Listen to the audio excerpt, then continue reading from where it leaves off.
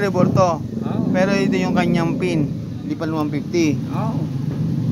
Kaya lang 1 mm na mahigit ang alis ito. Pero kaya. Kaya. Yan o. Wala eh. Walang ano eh. Walang piston eh oh. Conversion na lang yan. Conversion ito. Sobrang luwag na nito. Oh. Ito yung papalit natin. Lipan 150. You know. Malaki nga lang kakainin. 0.25 pa yan oh. Lakas na ng motor niya. Oo. Lalakas yung motor mo. Euro. Star Rider to. Conversion. Oh, wala eh. No choice siya. Yan ang magiging pin natin oh. Layo. Oh, ayan yung piston natin gagamitin. Oh, yan. Kaya lang. Yan, ilalalagyan na natin to.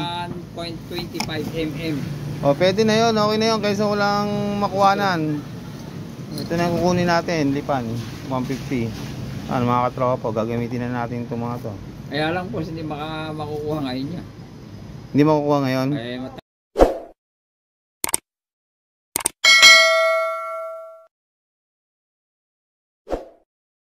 Yan mga katropa, napalibor na natin yung ating black na Euro Biberman 150. Ito yung kanyang piston. Ayan mga tropa oh.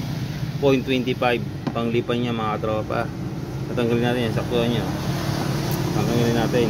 Ang laki ng diferensya niya no. Ang laki oh. Ito yung kanyang standard. Tignan nyo ha. Ano. Ang laki. Kung magpaparibor kayo ng black ng Biberman, gamitin nyo lipan 150 to. Pares lang naman tangkad niya, pati position niya no. Pares lang yan mga tropa. Ito yung motor niya no.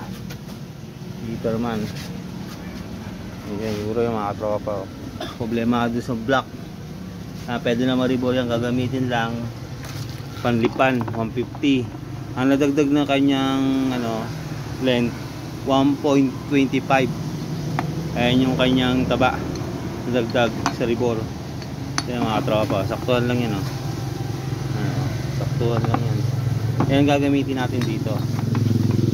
Yan. Yan oh, Euro yan.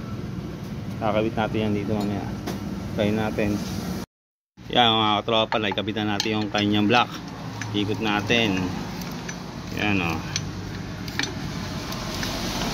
Yan, ganyan trabaho niya mga tropa. Bago kasi yan eh. Yan. Yan. Yan, Euro.